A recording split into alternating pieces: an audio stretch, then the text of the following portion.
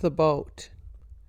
Navat stood a moment, shaking crumbs from a table cover on the step of the long, low house of oak that Noah had built for her during the first years after their arrival in this place. The house tucked neatly into the angle of the hillside and seemed almost a part of the original creation, with its banks of flowers and shrubs tumbling away from it. Before her lay a great shallow bowl of green meadow, fragrant now with clover and dotted with the herds of Noah and their sons. The encircling horizon was a soft scallop of gently rolling hills. Small cities lay within a half a day's journey, and some travelers came and went along an old route in the northwest grazing lands. But Noah was respected, and his family lived quiet life apart from the travelers who wended their way from one place to the other. Or at least that's how it had been until Noah began building the boat. Folding the cloth neatly, she turned to observe the scene, not far from the road, that was now filled with the curious, filled and overflowing into their once quiet meadow. Over a tremendous, nearly enclosed skeleton of cypress beams, men swarmed in a variety of tasks. 3 of them were her sons, Shem, Ham, and Japheth.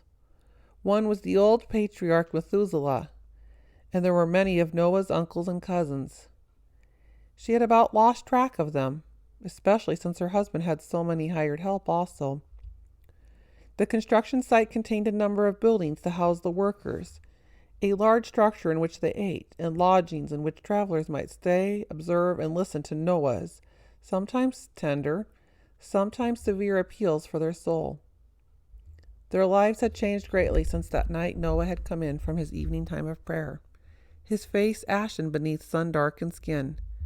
Calling Methuselah, who lived in their home, he had drawn Navat close to his side on a bench, and with the oil lamp casting long shadows across the golden wood of the walls, he told them that the angel of the Lord had approached him. They did not question his announcement, knowing that Noah walked in the holy footsteps of his great-grandfather Enoch. Obviously shaken, Noah had sat quietly for a few moments, attempting to collect himself. Navat had stroked his arm lightly, and he calmed as ever at her touch. Finally he went on. I was in prayer, but even with my eyes closed, I sensed the light so bright it pierced through me like a spear, and I fell flat upon the earth in terror. Navat remembered her mother's story of the light at the Eden's gate. Have we sinned, Noah? She asked, fear in her voice. We all sin, dear one, Noah replied, but that was not the message. The judgment that Enoch predicted is about to fall upon those who defy God and refuse to have faith in the promised one. The magnitude of what he had experienced, the terrible message of doom for millions, pressed upon him, and he wept. Oh, that someone else may have been chosen for this awful task, he groaned. Methuselah, gnarled and gray with age, spoke from his seat by the window. It is not a small thing to have found favor in the eyes of God. Take up your mission with trust in him who called you, and let us warn all that we can. What are we to do? Navat sensed there was more to her husband's story.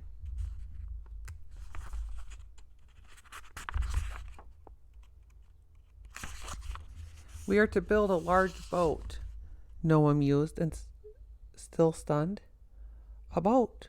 She laughed in spite of herself. Dear one, there's no water larger than a stream or a lake for miles around. What'll we do with a boat? There's going to be a flood, Navat, which will cover the earth, and only those in the boat will be saved. Flood? Methuselah eyed his grandson sharply. Did the great God explain what a flood is? The earth will be covered with water, Noah repeated patiently, even above the tops of the mountains. And where will all this water come from? The old man persisted. Noah sighed. From the heavens and from the depths of the earth. And do not ask me to explain that, for I cannot. I can tell you only what was told me. The angel used the word rain in speaking of water from the sky. Navat thought of the mist that fell over the earth each morning before dawn, gently watering every growing thing. Rain. She tested the new word upon her tongue and tried to imagine water falling from that great sunny blue expanse that arched above them day by day. How will we accomplish such a feat? The old one stretched his long legs wearily out before him. God laid out the plan carefully. It'll take all our time and all our money. Our leather business must go.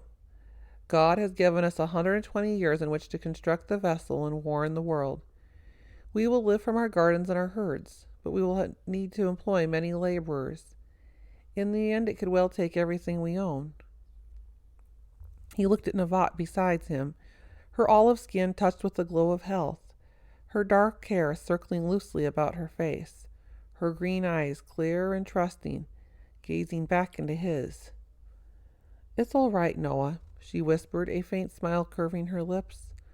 "Whatever God says, it's all right." "We've come a long way," she thought now, standing there in the sunlight on her doorstep. 118 years of labor and ridicule. At first some had listened, sobered by Noah's message. They'd even helped with the work, but as the years rolled on, the craft and her husband became a joke. The people called him crazy, a fool. The crowds came to watch and taunt. Only on seventh day, when the family rested, did they know peace, and even then the curious, brazenly wandered through the ark, marveling at the meticulous construction while they scoffed at Noah's message. Right now, Navat could hear the voice of her husband lifted above the confusion of hammering and babble. Although she could not sort out the words, she knew them well. "Time is growing short, my friends. God will have an accounting. You have used the riches of the earth with no thought of obedience to the God who provides them. You fall upon your knees before idols of silver, and you sacrifice your children upon altars of gold. You create your own gods to worship. But the true God, the Creator, you scorn. You refuse to have faith in the Promised One. You have no sorrow for your sins, and doom lies at your door. Water will cover the earth. Only those who enter the boat will be safe. You have caused God to regret his creation. Turn now from your evil ways while there is time.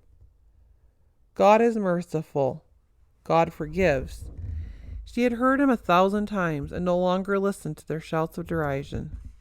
"Shall we all bring a jug of water on that big day, Noah? Too much sun has gone to your head, Noah. What makes you think you're so much holier than we, Noah?" Now and then she'd see someone on the edge of the crowd really listening, and she'd go and stand with him or her, urging them to take seriously Noah's words. It isn't much God is asking. Just go inside when Noah calls you. Trust his words. Listen to my husband. He is a man of God. He will not lie to you. She never knew whether it helped or not, but she kept on trying.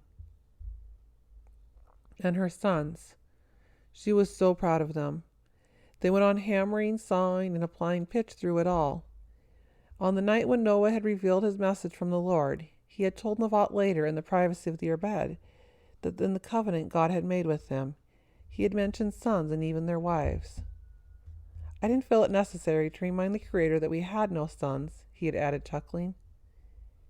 "It means I will bear children, my darling." Navat had breathed in such ecstasy of joy, her husband laughed and drew her to him.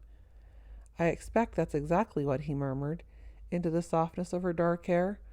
"The fields of Noah shall be filled with the laughter of little ones, and the felling of trees. Oh, my sweet girl, the years ahead are solemn ones. But sons, can you imagine, Navat?" Hearing the exultation in his voice, she realized the intense longing he had had during the barren years. He had hidden it to spare her, but now that the promise was sure, he could let it all out in a wild rejoicing. She felt every fiber in his lean, muscular frame. She drank of his excitement, and they clung together, laughing and crying, longing for the fulfillment of fertility. But it had been 20 years before the birth of Japheth. Sometimes during that period, Navat had wondered if she had even heard God correctly. But her husband never doubted. At the first indication of motherhood, he built a new altar and made a sacrifice of thanksgiving. The sons had come then, 3 of them, one quickly upon the other, until it seemed Navat had always walked with her back arched and her belly rolling out like a plump melon before her. She had loved every moment of it, though, the moment of life within her and the strong maternal urges that swept over her, the ripe swelling of her body as she nurtured the seed of Noah. All too quickly it was over. She regained her slim figure soon enough, chasing 3 little boys about, keeping them away from the crowds and out of the way of the builders. In the evening, Noah took them through the structure, explaining the work, the purpose, the sacred assignment. There in the awesome spreading framework, he taught them to bend their little knees before God and to lisp simple prayers after him. They grew into strong, towering young men, one sandy like his Avala forefathers, the other too dark like their father. And they knew nothing but the boat. They knew the noise of the great trees thundering down with a crash that shook the earth for miles around. They knew the struggle to cut the beautiful wood hard as stone. They knew the driving perfection of their Father's will as he built according to a holy plan. They knew blazing sun on their dark backs, calluses on their hands, and the rhythm of hammers unceasingly in their ears. Nevat worried their wives would not remain faithful to the mission. Noah had found for his sons distant cousins, descendants of Enoch, carefully chosen. But the young women had acquired many worldly ways before they became part of Noah's household. Tactfully and lovingly, Nevat spoke to them of the true God, but she thought in the end it was Noah's humble integrity that won them. Her father-in-law, Lamech, had died 3 years earlier, but Methuselah labored on. Nevat loved having him with them, for he alone had shared the old days in Enoch's valley. They spoke often of those gentler times, of Ramona, Janan, Shaniah, and Adriel. Methuselah had been gone from the valley when Ben's invasion brought death to all but Shaniah. When he returned and seen the muddy trampling of earth about the entrance, he had guessed at once the catastrophe that had befallen its inhabitants. Cautiously he had circled the valley until at the north end he was able to view at length, and saw as he expected, the frenzy of building taking place.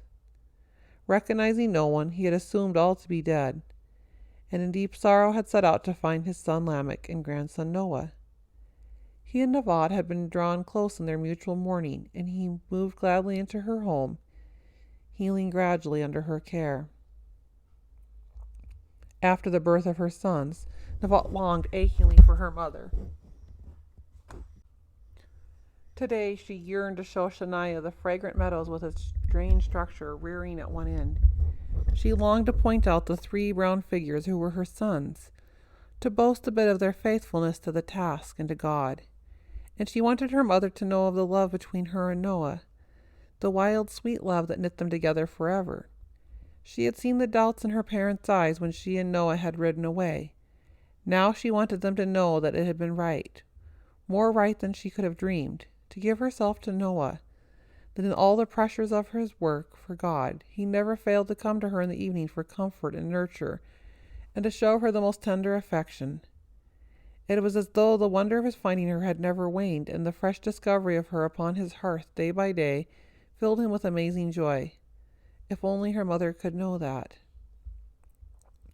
Shem's wife, Zoe, called to her from the sheep pens, and Nevat ran to the wooden fence that rambled across the east section of their land. "Could you bring us something to drink, Mother?" the tall girl requested from where she held a sheep pen between her knees, as she expertly sheared the struggling animal. Zoe had gradually assumed the responsibility of the cattle and the sheep, as the men's construction work demanded more and more time. Nevat marveled at her strong, lean look as she wrestled another sheep into submission. The herds and the flocks had thrived under her care, providing the family with clothing and food. Nevat and the other 2, Malka and Nasa, cared for the crops and the gardens. They had labored like men, but the work had released a glowing vitality in them until Noah and his sons marveled at their beauty. The 8 of them were as one, preaching, building, storing, a single concentrated unit to prepare a people and a place for the time of rain. Nevat hurried toward the house to bring refreshments to Zoe and her shearers. That evening, as Noah told them of the tremendous quantity of food that must now begin to be placed in the boat for both man and beast, Methuselah seemed detached, far removed from them somehow.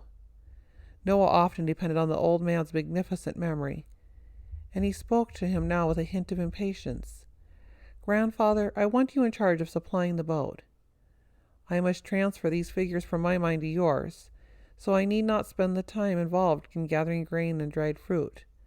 There will be no strenuous work involved for you. Leave that to younger backs than yours. But I need your dependable mind to supervise." Methuselah looked at his grandson fondly. They had conducted the work of God many years together through severe dangers and small victories.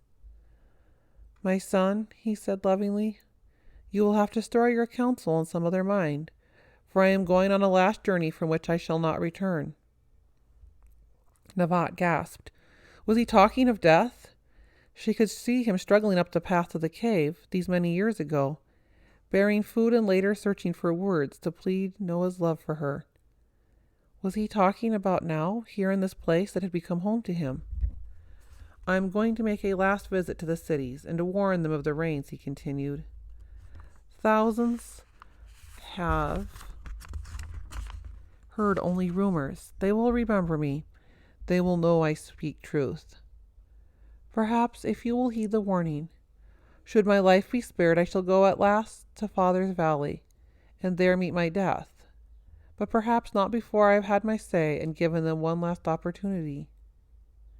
He's speaking of those who murdered his beloved Jonin and his mother, Navat thought, her eyes filling with tears. Noah started to speak, but Methuselah raised his hand. "Don't try to dissuade me, son. It is the will of God." The next morning the old man rode out of sight along the route, already filling with curious and mockers. Through the tears, Navat and Noah watched him go, a giant, gentle, white-haired figure riding calmly toward sure death on his divine mission. "I wanted him on the boat with us," Navat wept, clinging to Noah. Her husband sighed, gently rubbing his beard against her cheek. "I feel more alone than I ever believed possible. He was a great comfort and strength to me when they laughed and pelted me with their spoiled fruits." Her husband sighed. "Now God will be your strength, my love," she said slowly. "Perhaps that's part of the plan." But after that she stole time from her work as often as possible to go and stand beside him in an hour when he spoke, letting the taunts and the missiles fall upon her too, until she knew his pain in every corner of her being, and their love for each other and their God grew even more. Shem, Ham, and Japheth worked with a single-minded intensity, sometimes far into the night when moonlight flooded the meadow, for the hired laborers grew few as disdain for the project peaked. Zoe, Malka, Nasa, with Navat ever helping and encouraging, filled the great storage bins higher and higher with their grains, beans, sweet-dried meadow grass for the animals. The last months they worked almost alone, the 7, as Noah preached with rising fervor.